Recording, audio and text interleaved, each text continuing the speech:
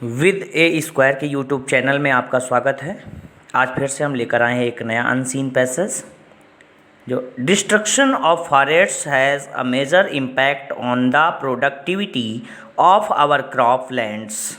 Destruction means होता है विनाश, ऑफ फॉरेस्ट यानी वनों का, हैज़ अ मेजर इम्पैक्ट अधिक प्रभाव, ऑन द प्रोडक्टिविटी यानी उत्पादकता पर, ऑफ आवर क्रॉप लैंड्स अर्थात ऑफ काकी के यानी अवर हमारे, क्रॉप मीन्स होता है फसल, लैंड्स मीन्स होता है भूमि। कह रहा वनों के विनाश से हमारी फसल भूमि की उत्पादकता पर बड़ा प्रभाव पड़ता है। और फिर कह रहा है this happens in two ways, यह दो प्रकार से होता है। दिस हैपेंस यह घटना घटित होती है इन टू वेज यानी दो प्रकार से।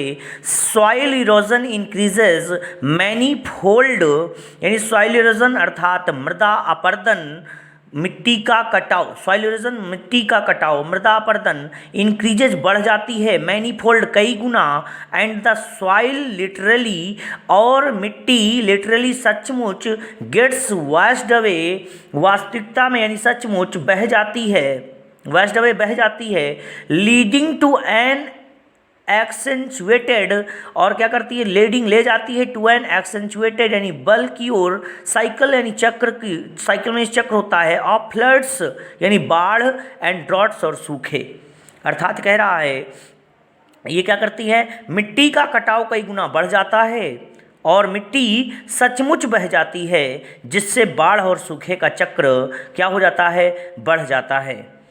बट इक्वली लेकिन इक्वली समान रूप से इम्पॉर्टेंट महत्व इज़ द इम्पैक्ट यानी प्रभाव है ऑफ द शॉर्टेज यानी कमी का, फायरवुड यानी जलाऊ लकड़ी का, ऑन द प्रोडक्टिविटी यानी उत्पादकता पर, ऑफ क्रॉपलैंड्स यानी क्रॉप फसल भूमि की, क्रॉपलैंड्स फसल भूमि की। अर्थात कह रहा है लेकिन फसल भूमि की उत्पादकता पर जलाऊ लकड़ी की कमी का प्रभाव भी उतना ही महत्वपूर्ण है। और फिर कह रहे हैं व्हेन फायरवुड बिकम्स स्कैर्स, जब व्हेन यानी जब फायरवुड जलाऊ लकड़ी की बिकम्स स्कैर्स कमी हो जाती है, जब जलाऊ लकड़ी की कमी हो जाती है, पीपुल बिगिन लोग प्रारंभ कर देते हैं, टू बर्न यानी जलाना, काउडंग यानी गोबर, एंड क्रॉप वेस्टेस अर्थात फसल के कचरे को।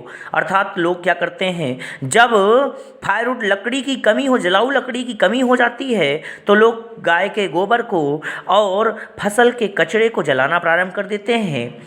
इन मैनी प्लेसेस कई स्थानों में ऑफ आवर कंट्री हमारे देश के, काउडंग एंड क्रॉप वेस्टेस अर्थात गोबर और क्रॉप वेस्टेस यानी फसल के कचरे को are the major sources, are माने है, द मेजर सोर्सेज मतलब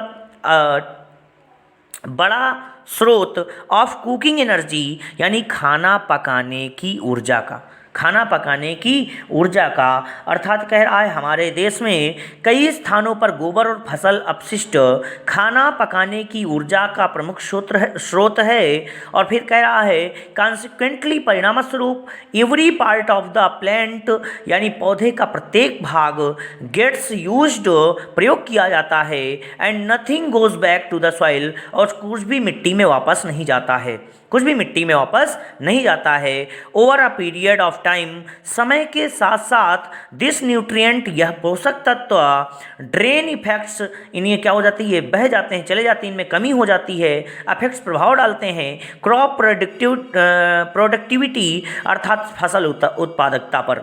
अर्थात कह रहा है परिणामस्वरूप पौधों का प्रत्येक भाग उपयोग में आ जाता है और कुछ भी मिट्टी में वापस नहीं जाता है। फिर कह रहा समय के साथ पोषक तत्वों की यह कमी फसल उत्पादकता को प्रभावित करती है।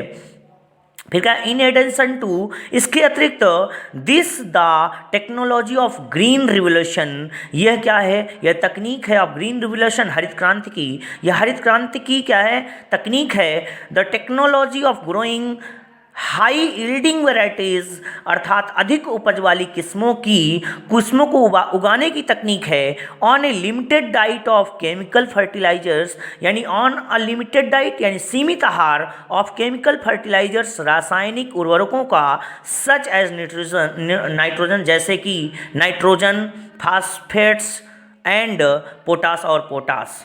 कह रहा है इसके अलावा हरित क्रांति की तकनीक नाइट्रोजन, फास्फेट और पोटास जैसे रासायनिक उर्वरकों के सीमित आहार पर उपज देने वाली किस्मों को उगाने की तकनीक है।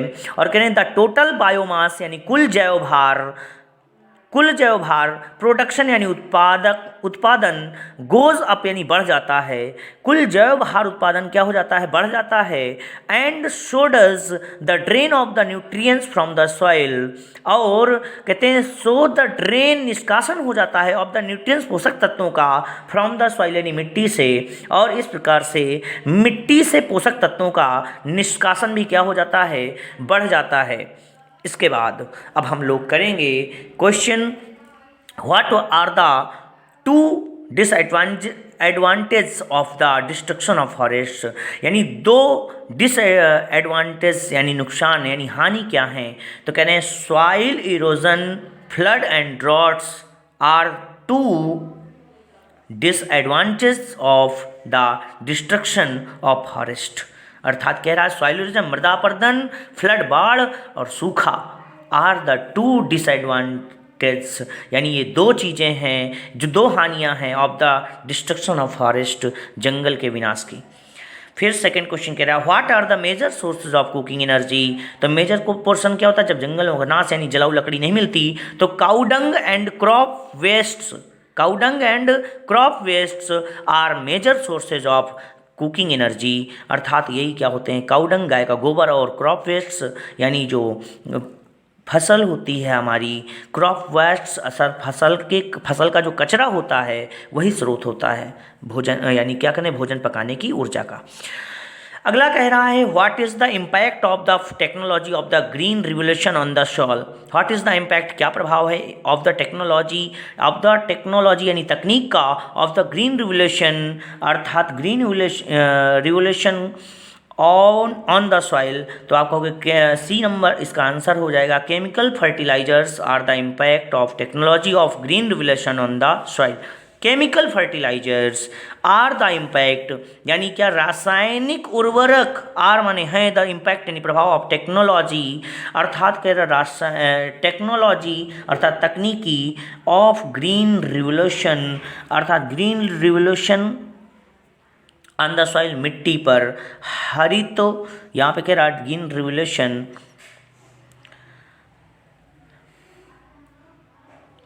हरित क्रांति का। बायोमास आगे कह रहा है कि how can the soil be enriched.